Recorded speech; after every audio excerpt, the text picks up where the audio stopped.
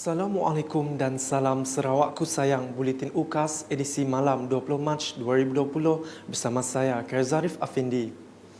Memulakan buletin 8 malam dengan sidang media khas Majlis Keselamatan Negara MKN. Perdana Menteri Tan Sri Muhyiddin Yassin mempengerusikan sidang khas MKN yang melibatkan semua menteri besar dan ketua menteri untuk membincangkan langkah-langkah seterusnya bagi menangani penularan wabak COVID-19 di seluruh negara. Ketua Menteri Sarawak, Datuk Petinggi Dr. Abang Haji Abdul Rahman Zohari Tun Datuk Abang Haji Openg turut hadir pada mesyuarat tersebut yang berlangsung di bangunan Perdana Putrajaya pada Jumaat. Antara perkara yang dikemaskini ialah status penularan wabak COVID-19 oleh Kementerian Kesihatan serta pelaksanaan Perintah Kawalan Pergerakan oleh MKN serta situasi keselamatan semasa oleh Polis Diraja Malaysia PDRM. Turut hadir dalam sidang khas berkenaan ialah Menteri Kejaraya Datuk Sri Fadilah Yusof, Menteri Pelancongan Seni dan Budaya Datuk Sri Nancy Shukri, Menteri Perdagangan Dalam Negeri dan Hal Ehwal Pengguna Datuk Alexander Nanta Linggi dan Menteri Pembangunan Usahawan dan Koperasi Datuk Sri Wan Junaidi Tuanku Jaafar. Beralih ke perkembangan COVID-19 di Sarawak. Sarawak merekodkan 7 lagi kes baharu positif COVID-19 menjadikan jumlah bilangan kes adalah sebanyak 58 kes sejak kes positif pertama dilaporkan pada 13 Mac lepas.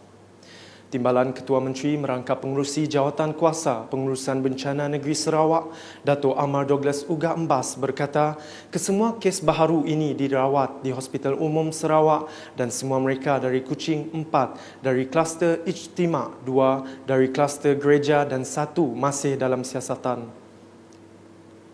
Bercakap dalam satu sidang media di Kuching pada Jumaat, Datuk Amar Douglas Ugah berkata semua pengusaha kedai makanan segera termasuk pandu lalu akan dihentikan sehingga jam 8 malam termasuklah semua rangkaian pasar raya. Pada hari ini, Jawatan Kuasa Pengurusan Bencana Negeri Sarawak telah mengambil keputusan bahawa semua pengusaha kedai makanan segera, KFC, Pizza Hut, Sugar Bun, McDonald termasuk padu lalu akan dihentikan sehingga jam 8 malam termasuk semua rangkaian supermarket. Bagaimanapun katanya, semua kedai seberaneka seperti 7-Eleven, KK Mart dan stesen minyak beroperasi seperti biasa dan arahan ini berkuat kuasa bermula 21 Mac 2020. Sementara itu, beliau memberitahu Jawatan Kuasa Pengurusan Bencana Negeri Sarawak akan bekerjasama dengan Sarawak Multimedia Authority menggunakan kaedah teknologi membendung penularan COVID-19.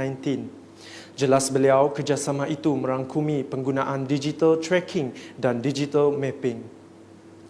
Saya ingin mengumumkan bahawa Sarawak Multimedia Authority akan membantu Jawatan Kuasa ini dengan digital tracking.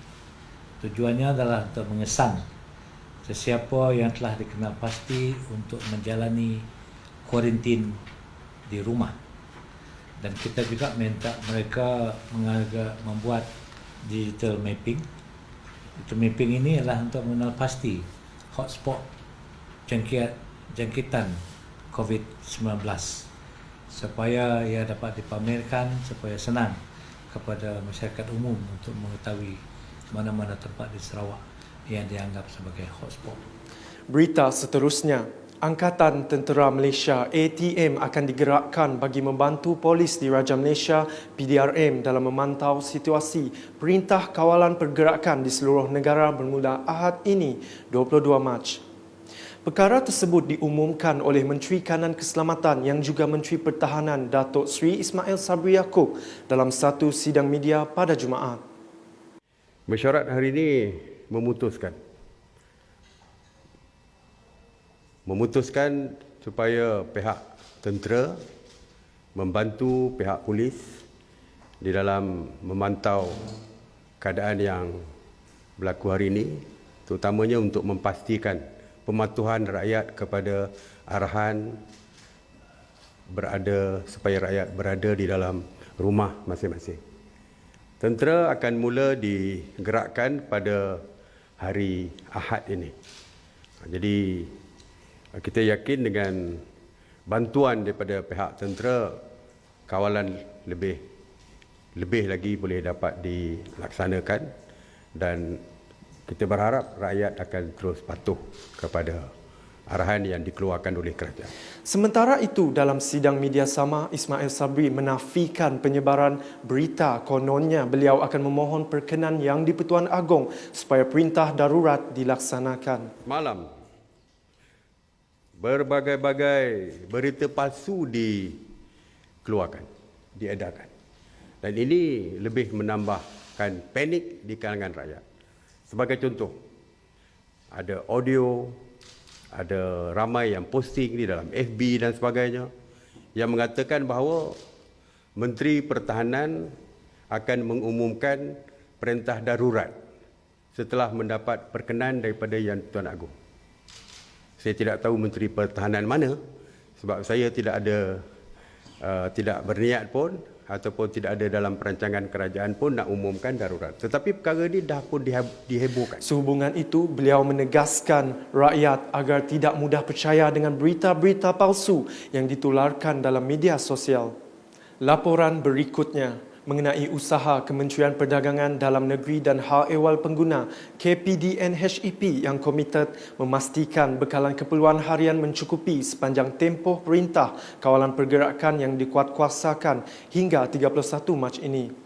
Menterinya Dato' Alexander Nanta Linggi berkata, KPDN-HEP bersama Kementerian Pertanian dan Industri Makanan MOA telah mengadakan perbincangan bersama 12 pemain industri sektor peruncitan bagi memastikan rantaian bekalan barangan keperluan tidak terjejas.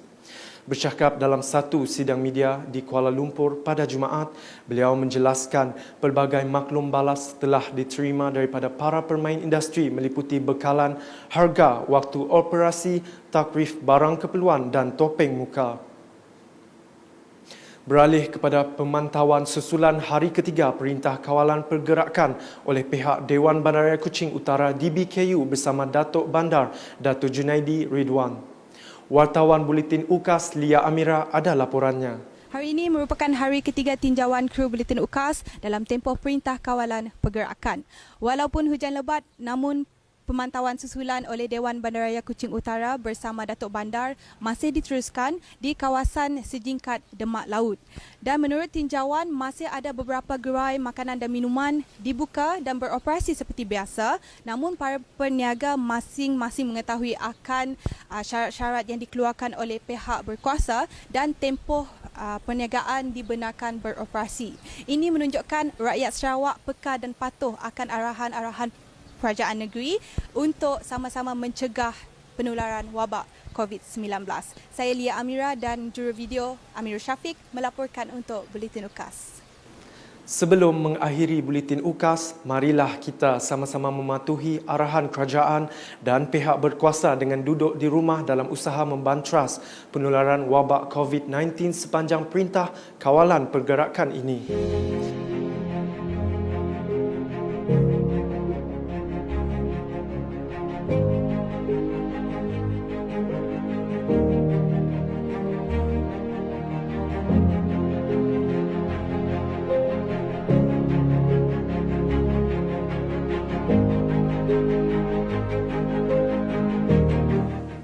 Sekian Buletin UKAS edisi malam 20 Mac 2020 bersama saya Kerzarif Afindi dan kru penerbitan. Sentiasa jaga kebersihan diri, duduk renah di rumah sekiranya ada keperluan penting untuk keluar dan sentiasa berwaspada.